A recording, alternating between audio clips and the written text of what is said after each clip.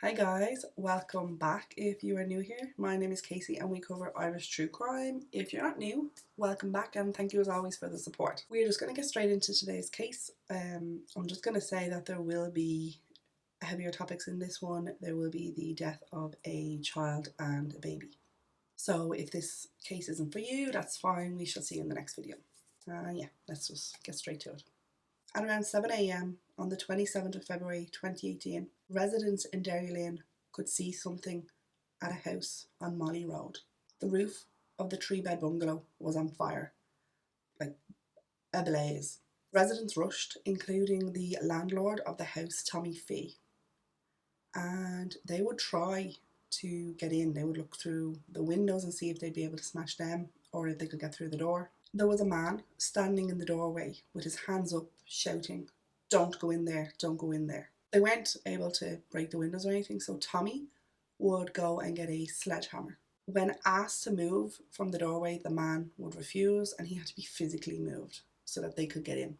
While they worked around him, they could hear him saying over and over again, "A promise is a promise." Not a lot is known about Denise Gossett or her family. In 2016, she was 43, and this is when she met 25-year-old Daniel Sebastian Allen in an online BDSM chat room.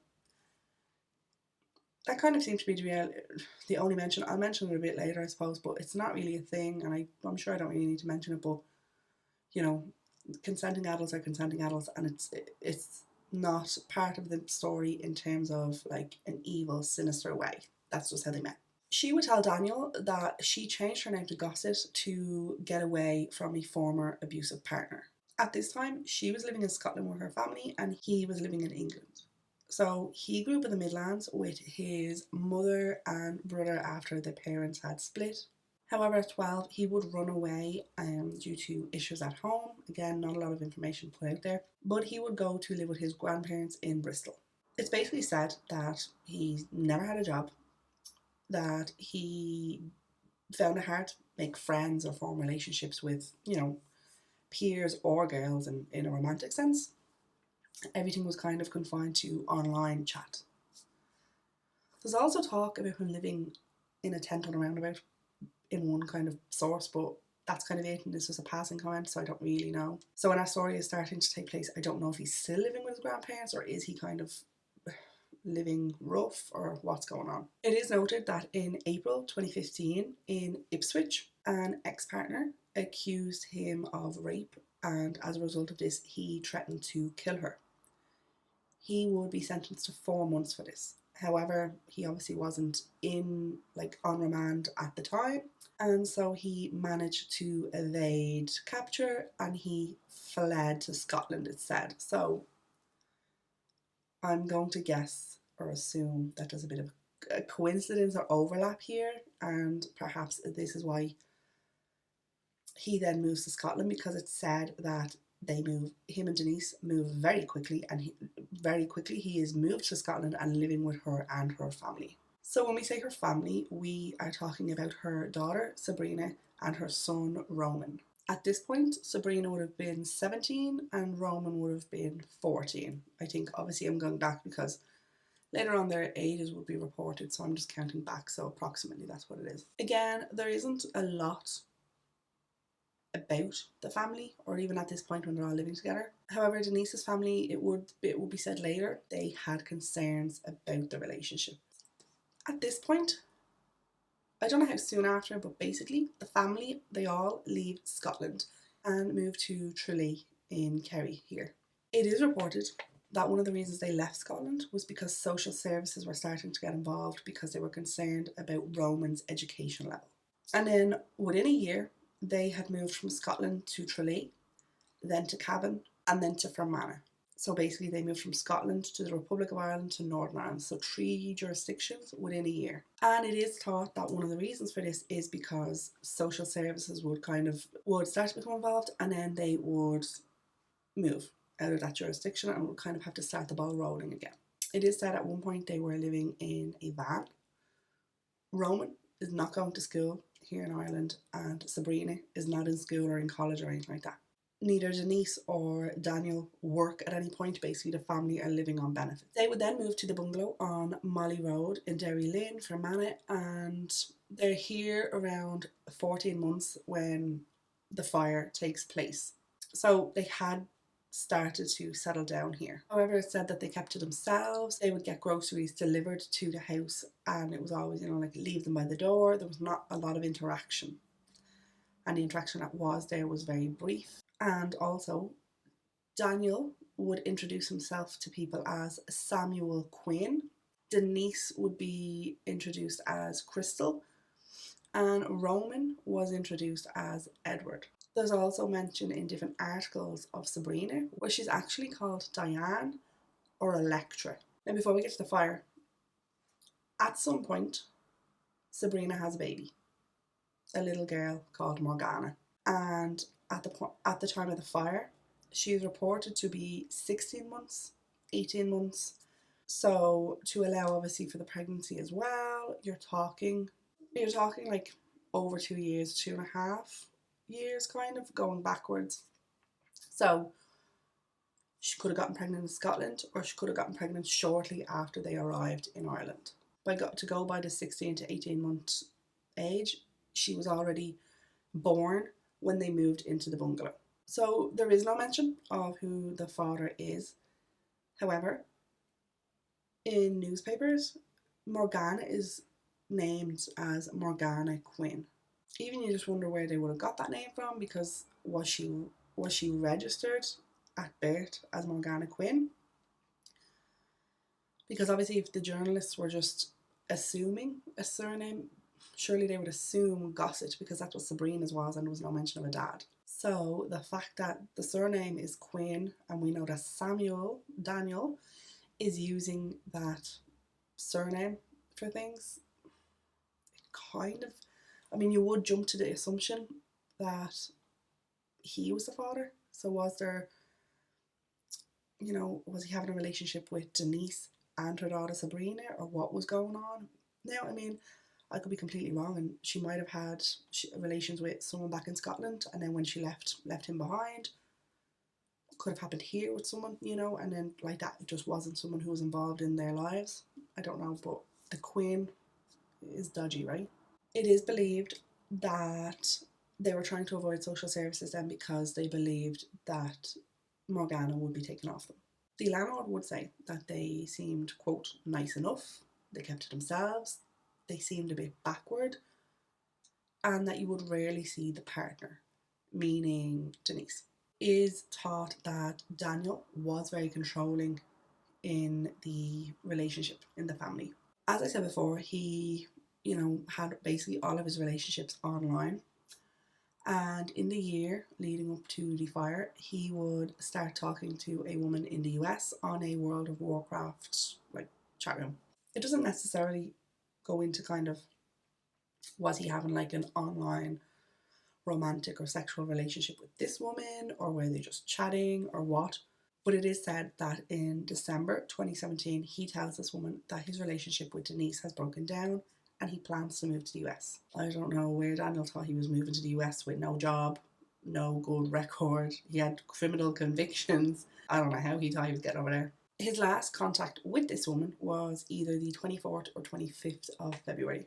In these days before the fire, Daniel was also seen buying a full can of petrol, or gas for the Americans. Going back to the day of the fire, Tommy used the sledgehammer and managed to break down the door, and he did try to go in, but big black balls of smoke just hit him and he couldn't make it in.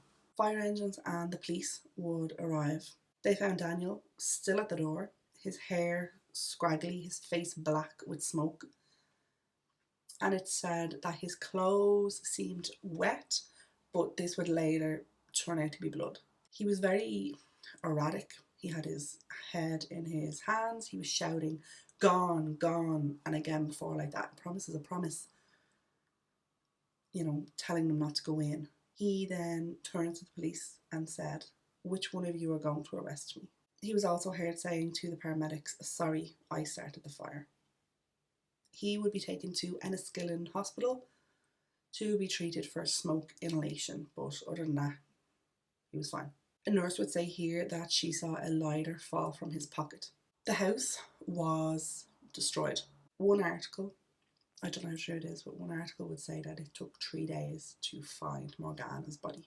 She would be found in a room with her mum, Sabrina. It says that another article says they were both on single beds, so maybe it didn't take that long to find her. Roman was found on a single bed lying face up in the other room, and the third bedroom had Denise. Denise was lying face down, and her right wrist was handcuffed to the leg of the bed. It would take months to formally ID the bodies. Daniel will be arrested and charged with 4 counts of murder and 1 of arson with the intent to endanger life. When arrested, he would tell police that he was a paranoid schizophrenic. However, there was no records of this in his medical history of a diagnosis or being treated for it. And the reason it would take so long for this case to come to court was because of all the ongoing psychiatric assessments they had to keep doing, and COVID. Daniel Allen would change his story over and over and over. He would say that the family wanted to die, that they no longer wanted to be here, and that he promised to bring them to the next life, like to a good life. Firstly, even if that was true, 2 of the people could not consent to anything like that. He would claim that the family did not want to be buried, and that this is why he set the fire. His defence would make no application for bail, and he would be remanded to Magaberry Prison. In May 2022, he would plead guilty to the manslaughter of Denise and Sabrina, claiming that he had nothing to do with the death of Roman or Morgana, that Sabrina killed them. He would basically say that him, Denise, and Sabrina had a suicide pact, and that it was Sabrina who gave the 2 kids, basically, the 2 children, Roman as a child, GHB. He would say that after they died, they would all drink GHB, and that he strangled Sabrina and cut Denise's wrists. However, Sabrina's death could not be determined because of the condition of her body when it was found. So whether she was strangled or not, I don't know. Her blood would be found on Daniel's clothes, on the keys to the handcuffs that Denise had on. The blade of a large kitchen knife would be found in the hall. There was also long pieces of fabric, long stretches of fabric basically, that were doused in the petrol. And this is obviously how the fire was started. Daniel would claim that Denise done this. Roman and Morgana did have extremely high levels of GHB in their system, and this is what was determined to be their cause of death. So they were dead before the fire started. Denise, however, had soot in her lungs, meaning that she was breathing in like she was alive when the fire was started. On the 6th of June 2023, so 5 years later, Daniel Allen would finally plead guilty to the murder of Sabrina, Roman, and Morgana, and to the manslaughter of Denise, which he still claimed was a suicide pact, and the evidence just wasn't there to dispute this. Denise's sister, however, Frances, would say that Denise was terrified of fire. In fact, she had always said that she wouldn't want to be cremated, even after death, because of her fear. It is said that throughout the whole trial, Daniel basically just looked bored. Like, he would be sentenced to life with a minimum of 29 years. I've said this before about how I would like us to have that kind of system in place, like for there to be a minimum put in place, and this will help with determining the severity of someone's crime. 29 years is one of the longest minimum tariffs given in Northern Ireland in recent years. The judge would say that Roman had been deprived of his childhood in his most formative years, becoming an adolescent and going on to become an adult. And that even before the fire, this was deprived of him because of their nomadic lifestyle. Cultish lifestyle, we could say. He said that the only person who could actually tell what really happened there was unreliable and living in a fantasy world. And he said, interestingly enough, for something that was a suicide pact, for one person to end up the way that Denise did, and for this other person to basically end up completely fine. That's it really on this case, guys. Just some observations. You know, I suppose the question is, was there a suicide pact? If he had been controlling, and if it had been a bit of a kind of cult atmosphere, you know, that type of lifestyle, could he have forced them or persuaded them to take part in this? Particularly Denise, or maybe Sabrina, because obviously Denise was the adult, Sabrina was barely into adulthood. It is said that social services had only become aware of their situation in the days leading up to this. So I have to think that plays some part in it. But whether did Daniel actually plan to kill himself, because he makes no attempt. He had, you know, there was no indication medically that he had tried to carry out his side of the pact. Or what did he think would happen? Did he think he would just swan off to America then after that? Like, it's not like the family had money that he thought, like, well, I'll get rid of them, run off with the money type of thing. Plus, he didn't run; he stood at the door. Because there's so little known, it's very hard to know what Denise was like before this. You know, there's mention of obviously a previous ex that she needed to escape. We know that abusive partners and predators, they know, it's like they nearly sense someone, you know, who has been in that situation before, and they try and cling on to that because they know that person might be more likely, you know, to be vulnerable and easily influenced. So could Denise have been in a vulnerable state, and that's how he was able to cling on and then become controlling in their lives? Then there's Roman and Sabrina.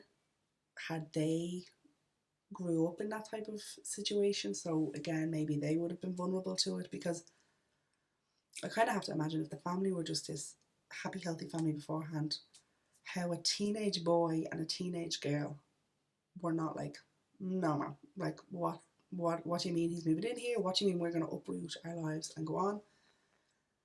It does seem like, could that kind of nomadic life have been there before that? I don't really know. Again, we don't know because there's just no information out there. It's all speculation. Denise has one surviving daughter, Samantha, who lives in Birmingham with her husband James. So I'm just going to read a quote from her after the trial. This statement was read by Detective Inspector Hazel Miller. My beautiful mother was taken from me. My younger brother and sister, Roman and Sabrina, along with Sabrina's wee baby Morgana, are all gone too. Their 4 lives were taken in a fire started deliberately, and it breaks my heart to think on what happened, to think on how they died. I miss them so much, and to be honest, it's very difficult to convey such a loss in words. My remaining family are incredibly thankful for everything the police and those who helped bring this to court have done. It is hard to move on with our lives, and my life will never be the same again. But the support of everyone, especially my partner and friends, has truly meant such a lot. Miss Miller herself said, 3 generations, a mother, her 2 children, and her granddaughter, perished in a fire deliberately started by Daniel Allen in their home in Derry Lynn. This was a horrific and cruel act. It's hard to even begin to imagine the panic, fear, and sheer suffering. With the use of forensic evidence and working in partnership with the public prosecution services, Daniel Allen has today been held accountable for his actions. I'm deeply mindful, however, that this is an event that will never be forgotten.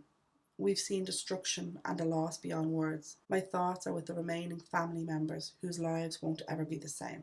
In March of this year, there is a news article saying that a serious review is being put in to review like that how the social services could have missed all of this. Guys, that's really it for this case. Let me know what you think. Do you think it could have been a suicide pact that he just didn't follow through on? Was it just him in one complete controlling final act? Were they starting to worry about Morgana or maybe even possibly Roman being taken off them? Let me know what you think. So that's it, guys. I'm not going to ramble on. Thank you very much for watching. We are so close to 5k. So close! Yeah, that's it. So yeah, see you in the next video. Thanks. Bye.